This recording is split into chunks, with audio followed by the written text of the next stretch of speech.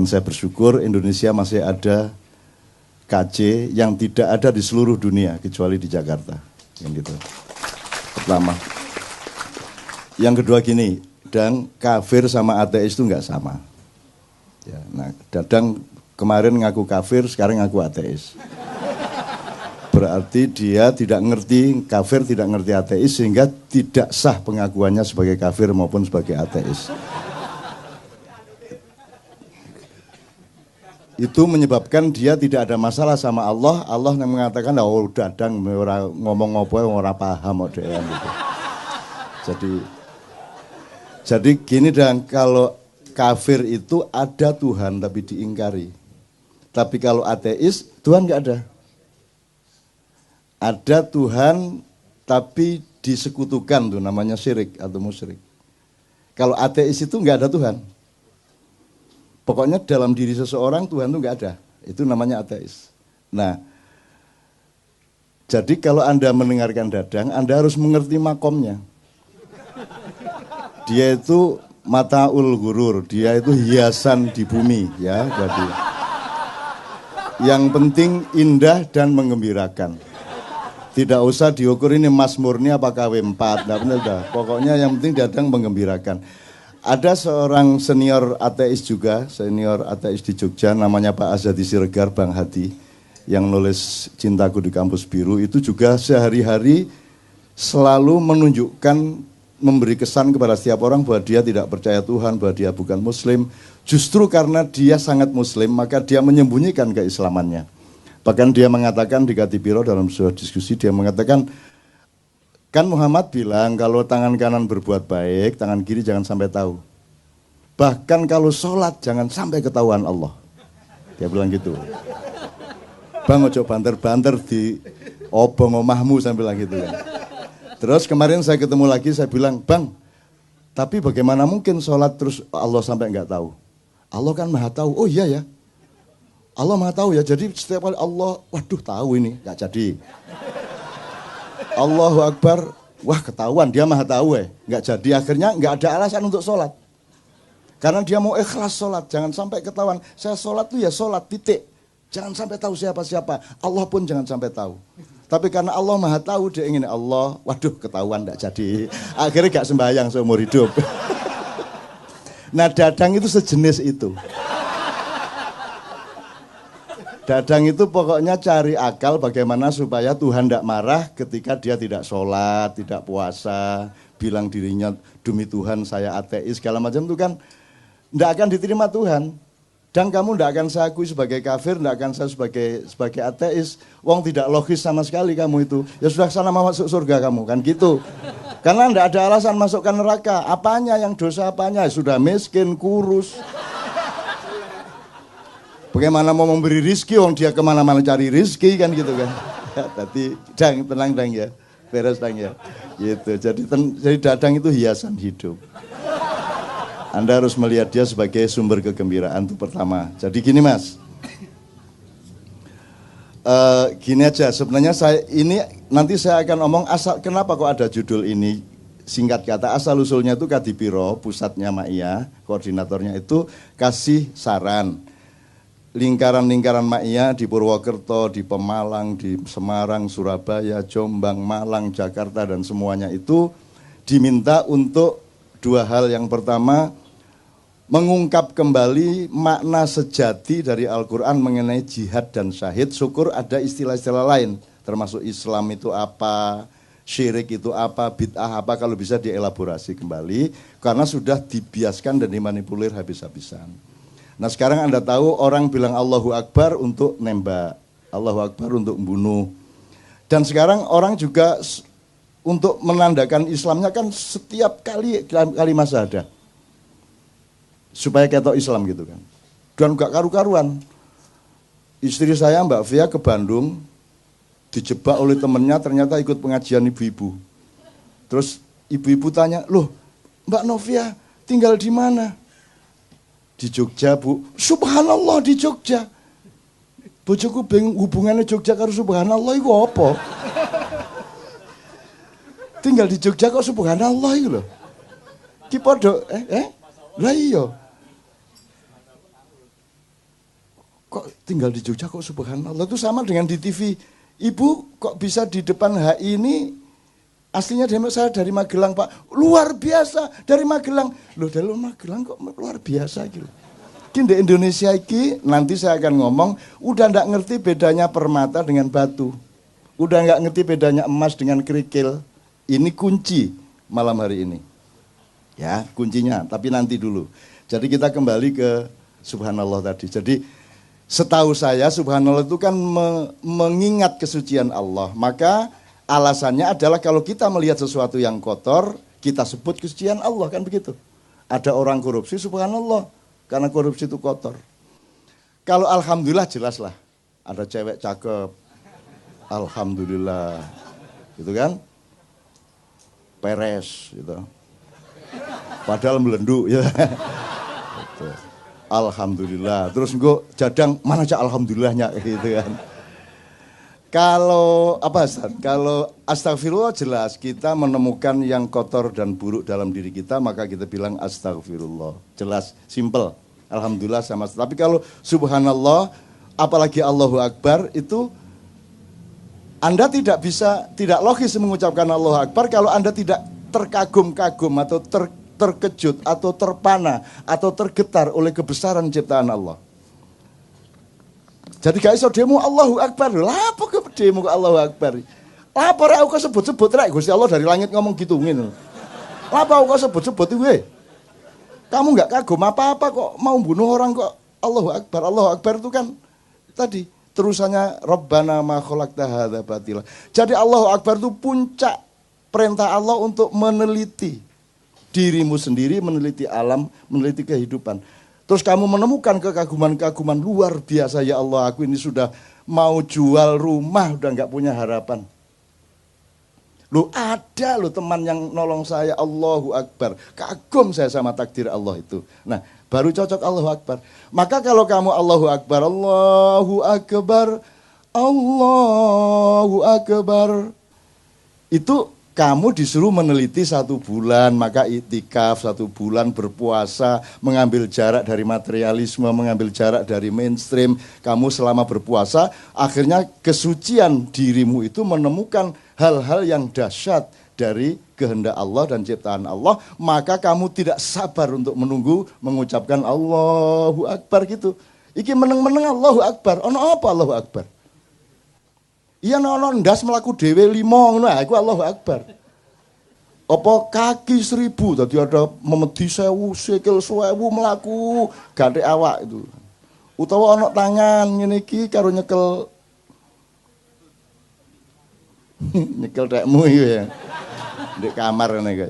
Dan seterusnya lah gitu ya. Tapi saya enggak akan berpanjang, tapi intinya kalau kembali ke Mbak tadi, dia kan juga memaksudkan bahwa sesungguhnya Islam itu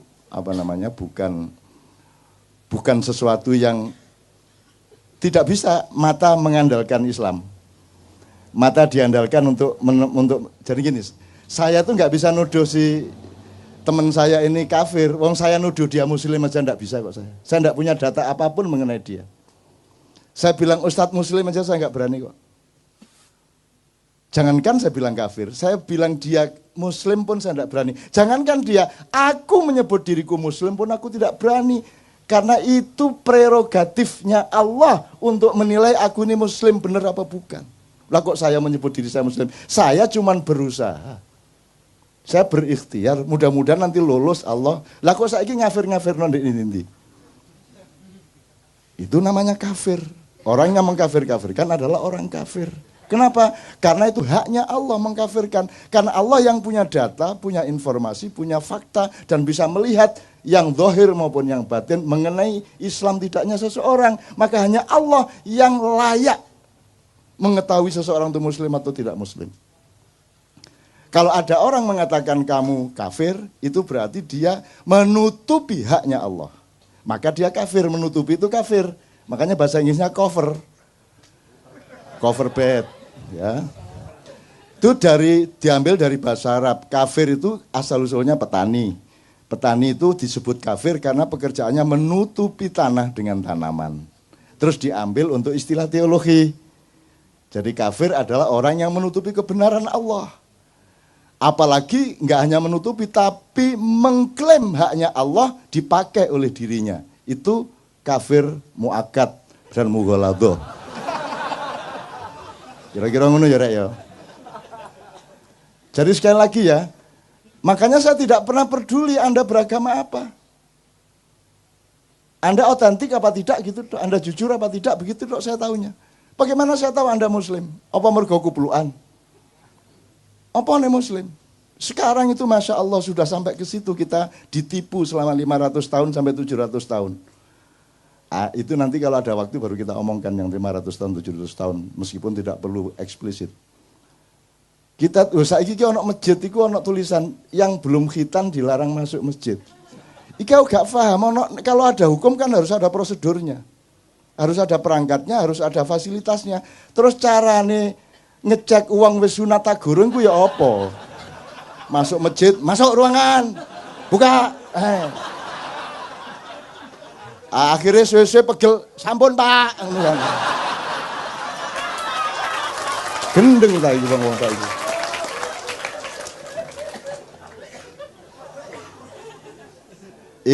Ini kalau diperlebar banyak sekali ini, tapi saya mohon maaf kepada MUI, saya mohon maaf kepada teman-teman yang lain. Saya bukan apa-apa, saya cuman urun logika, urun akal sehat.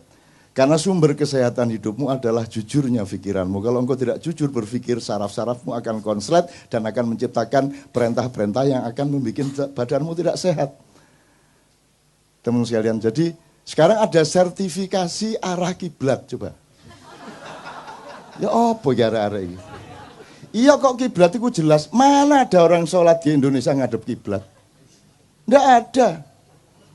Ngadep ke barat, miring ke utara 24,5 derajat. Tapi nggak menghadap kiblat, kiblat di sana kok.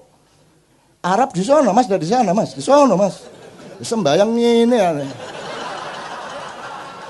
Ngene. Lah nek imame wis 70 tahun kate gak kelebok ngono ya apa kan. Mana kiblat? Kan jangan hanya bujur lintangnya juga kan begitu. Iki apa arek-arek? Sertifikasi halal barang kula. Aku setuju aja dan seneng ada dana banyak yang masuk dari sertifikasi halal. Cuman kan nggak masuk akal. Gini loh Mas, kalau di Kuala Lumpur, di Tokyo, itu kan 90% di jalan raya itu mobil. Maka kalau ada motor bahaya. Maka motor harus menyalakan lampu. Kan gitu. Maka dari jauh sudah kelihatan, tidak sampai tabrakan atau gesekan. Kalau di Jogja lah motor kabeh. Wah, mentrong sambrek. Ini ngapain dinyalakan? Mestinya yang dinyalakan yang minoritas. Betul enggak? Karena asumsi dasarnya ini mobil semua, kalau ada motor nanti nggak kelihatan bahaya, maka harus pakai lampu. Kalau di Indonesia lah, sekarang motor boleh kemana-mana, di mana-mana motor sing nyentrong loh. Apa nggak terbalik?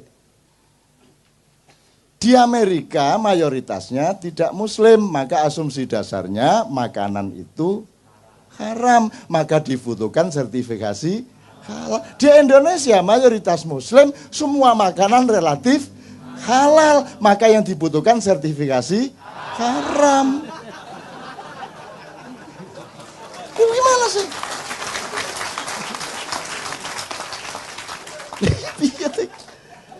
Ya tapi tidak apa-apa, wong dia ndak ngerti. Tuhan bingung, waduh gak paham. Engkau nyun sewu ketua MUI, kamu kok bikin begini?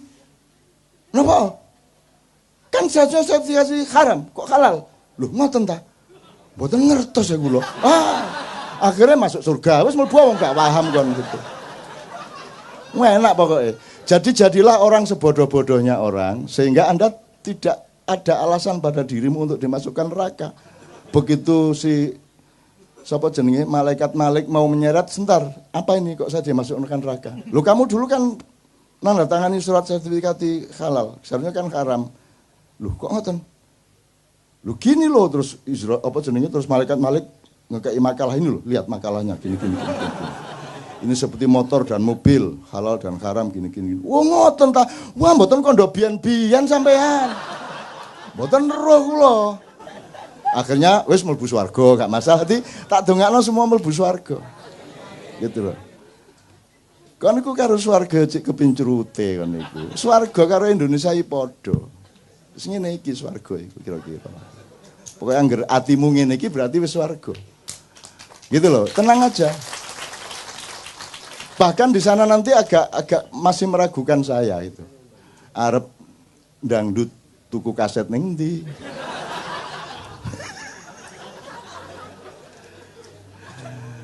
Wes nonton TV masuk ono siaran TV ndek swarga gitu kan. Enggak, maksud saya itu mbok fokus sama Allah aja. Kalau Anda cari surga mungkin dapat surga, tapi belum tentu dapat Allah karena Allah nanti menjebak kamu. Alah kamu lak cari surga ndak cari aku. Jadi Tuhan malas betul masuk ke surga. Mana kok Tuhan ndak ada di surga ini? Terus karena orang bertahun-tahun kena untuk apa kita di surga tapi tidak ada Allah? Sia-sia ngono kabeh ngomong terus Allah ngangguk teko cendela, lah kon lak ndelok swarga kan ndelok aku. Wah. Salah.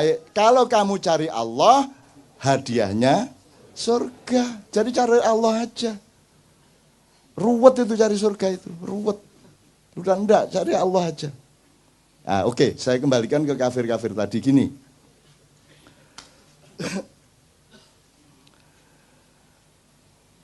Kan tadi Tuhan tidak ada, Tuhan ada tapi diingkari, Tuhan ada tapi disekutukan. Kira-kira 3 itu ya, mungkin ada variabel-variabel. Ketika, ini kan bisa kata benda, kata kayak yang diomongkan Sabrang tadi. Loh teman-teman Kristen ya percaya kok kalau Nabi, kalau Muhammad itu Nabi kan gitu. Sebenarnya syahadat itu bersaksi apa mengakui? Hakikatnya itu bersaksi atau mengakui?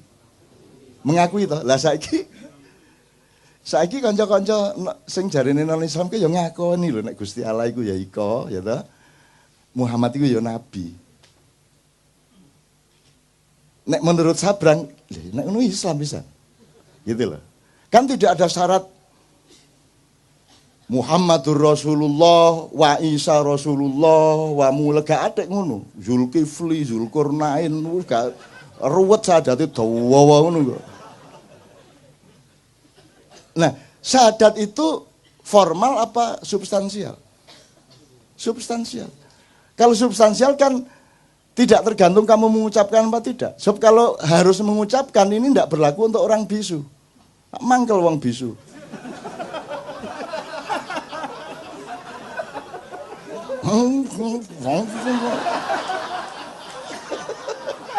Kamu itu ya sadis. Berdebat yang ndak mengenai tahiyat. Akhirnya saya berpihak kepada orang yang tidak nduding. Dah, mau apa kamu? Karena ndak punya driji. Lah mangkel sih nggak driji, Mas. Ngene hari ini. Sing kene berdebat ngene, tang ngene. Wah.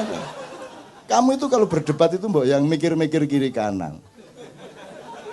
Ada jadilan, makan beling, makan padi, dimarahin, dibedahkan. Enggak ngasih makan nasi. Mbok daripada kamu membedahkan, bawa nasi bungkus. Anane kula mangan beling niki mboten iso tuku sego, Pak. Timbangane sampean bedahno mbok sampean mriki nggawa sego ngono lho, Dul.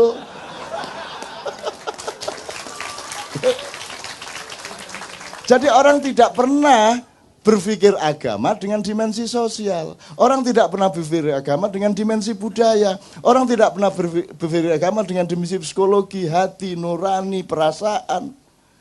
Itulah sebabnya ada anjuran dari Jogja, mbok diomongkan itu soal jihad syahid. Perspektifnya adalah mana rahmatan lil alaminnya ini? Mana ini rahmatan lil alaminnya ini?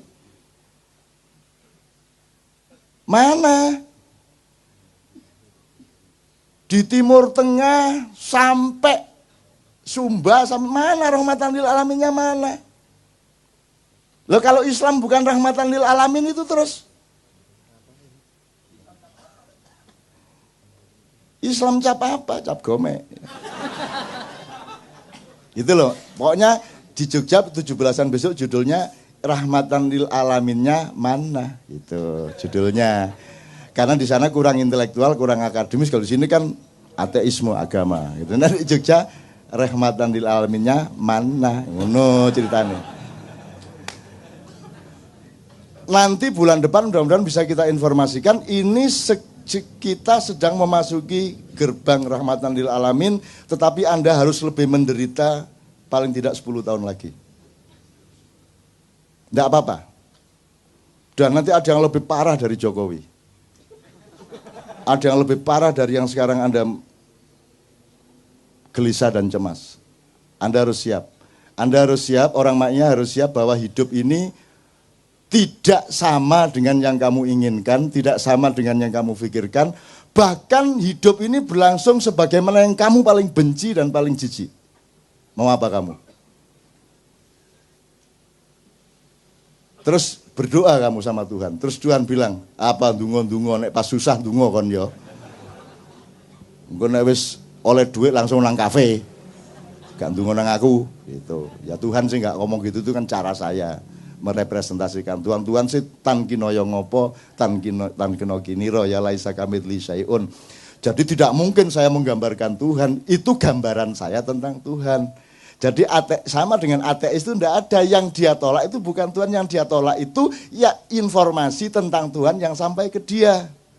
Dia kecewa sama ISIS, dia kecewa sama penipuan demokrasi, dia percaya sama kilang minyak dihabisin oleh Amerika di seluruh Timur Tengah gitu ya. Dia kecewa sama Freeport gitu ya. Akhirnya karena semua atas nama Tuhan, Allahu Akbar, dor, Allahu Akbar, jriet gitu ya. Akhirnya dia benci dan tidak mengakui Tuhan. Yang diakui bukan Tuhan, yang dia akui adalah yang seolah-olah Tuhan yang sampai ke dia. Jadi cara orang Islam memperkenalkan Tuhan kepada dunia itu yang membuat orang di dunia menjadi tidak simpati kepada Islam. Kira-kira gitu loh Mas ya. Nah, kalau kita agak sedikit saja shortcut, misalnya kasusnya Tuhan tidak ada. Kalau di Indonesia kan ini tidak terjadi. Tuhan ada toh. Meskipun cuma diambil sifatnya gitu ya. Tuhannya juga agak sedikit tersinggung ini sama Pancasila.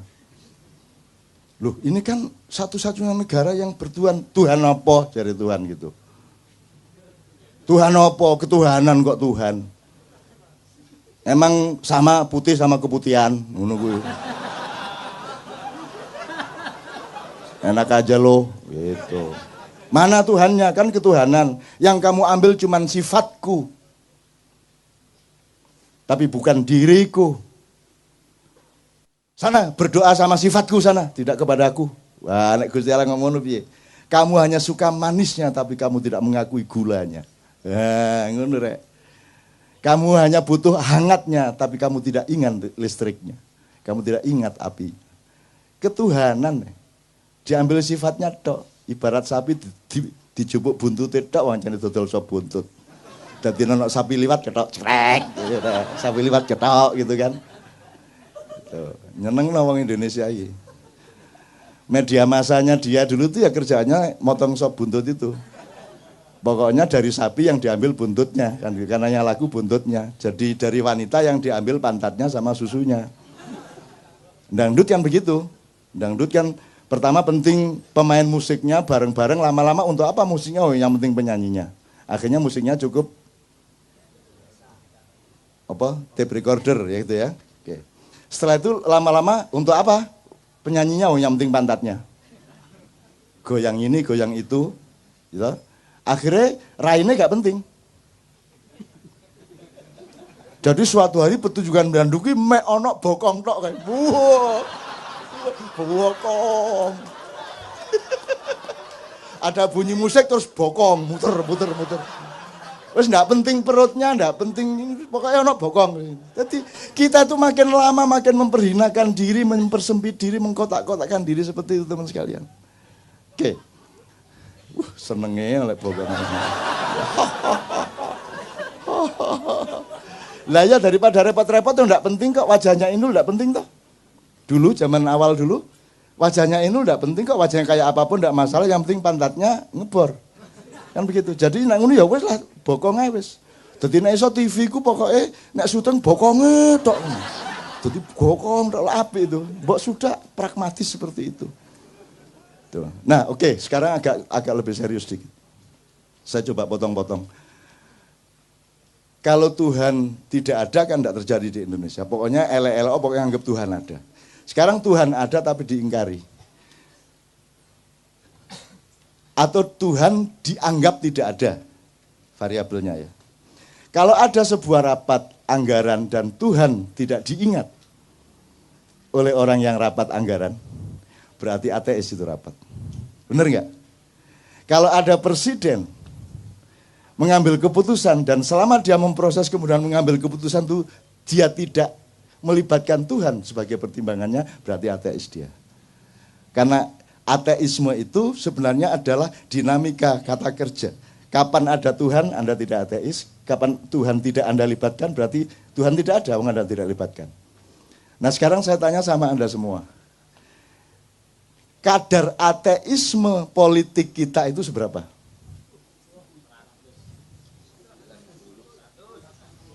Nah, kira-kira ini ya Mas ya. Jadi maksud saya kamu dengan judul ini besok ke Bandung pulang, ke Tangerang pulang, ngelihat dengan mata pandang ini. Oh, Tuhan tidak diajak runding, Tuhan tidak dijadikan pertimbangan, berarti ateis. Kan enggak terus jadi orang Islam tuh syahadat sekali terus Muslim, ya enggak dong. Gendeng tak? Enggak lah. Tuhan menunggu kesetiaan, karena konsistensi tadi itu. Apapun yang terjadi, Tuhan adalah faktor utama hidup saya. Subjek utama. Makanya sholat itu untuk latihan. Jadi kalau Anda di pasar, di warung, di kantor, Allah di sampingmu, maka engkau menyebut ilaihi, ya, dia. Tapi kalau Anda sholat, Allah di depanmu, maka Anda menyebut Iyaka na'budu wa iyaka nasta'in, karena Allah di depan kita berhadapan. Nanti ada peristiwa rohania di mana Allah bersemayam di dalam kesadaranmu. Ini kalau diteruskan menjadi thariqat la ilaha illallah, la ilaha illa anta, la ilaha illa ana. Nah, ini bahaya ini, jangan diumum-umumkan. Dadang seneng ini. La ilaha illa ana, la ilaha illa ana, la ilaha illa ana. Jadi Allah sebagai dalam tanda petik pihak ketiga, pihak kedua dan pihak pertama. Itu untuk latihan. Supaya ketika kamu ngurusin kehidupan di pasar, di kantor, di tempat pekerjaanmu, Allah tetap menjadi faktor utama meskipun dia tidak di depanmu, paling tidak dia di sampingmu. Kalau dia tidak di sampingmu, dia ada di dalam dirimu. Makanya konsep manunggaling kawula lan Gusti di Jawa itu bukan raja bersatu dengan Tuhan, tetapi di dalam kesadaran si raja itu Allah sama hambanya Allah itu menjadi satu. Maka dia tidak berani khianat kepada Allah karena akan mencelakakan rakyatnya, dan tidak berani dia menyakiti rakyatnya karena akan diadab oleh Allahnya. Kan begitu namanya mangununggaling kawulan Gusti. Susahnya Raja Jawa 500 tahun tidak ngerti ini. Karena aslinya mereka bukan Raja Jawa. Nah, tapi kok kapan-kapan. Ini Jogja sedang konflik, keratonnya dan seterusnya. Tapi tentang tidak usah lah, ini masalah kecil lah, masalah kecil. Ini, waduh kalau dibuka ini gawat ini. Pokoknya, tapi kira-kira ngono maksudnya yang itu Mas ya. Sekarang Anda mau jualan, Anda mau menghamili istri, Anda mau nyaur utang, Anda sedang pusing. Ketika Anda senang, libatkanlah Allah sebagai faktor utama di mana engkau bersyukur. Ketika engkau mendapat kesulitan, loh kok enggak melibatkan Allah, goblok men gue. Masa kamu dapat kesulitan, Allah bukan faktor utama. Apalagi dalam keadaan senang, kan gitu. Allah mengatakan bahkan barang siapa yang mengingatku, gimana Ustaz? Yang mengingatku pada saat berdiri maupun duduk. Kev, ayatnya Ustaz, Ana enggak hafal ini. Saya sengaja tidak menghafalkan supaya tidak terlanjur menjadi kiai. Terus nanti mereka nggak karu-karuan sama saya. Saya memang bibi saja. Alladzina yadhkuruna Allaha qiyaman wa qu'udan wa ala junub.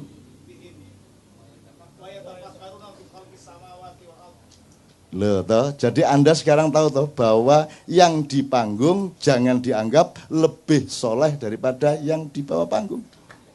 Jelas ya sekarang? Saya pura-pura enggak hafal hanya untuk membuktikan itu. Padahal ya ora hafal gitu. Jadi ada gunanya orang enggak hafal Quran itu supaya dia rendah hati.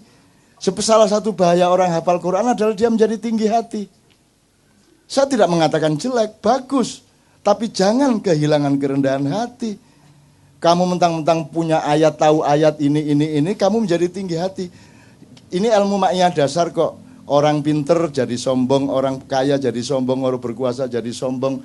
Sekarang yang paling bahaya, orang alim, orang soleh, hafal Quran, pinter qiraah, ngerti ayat hadis, menjadi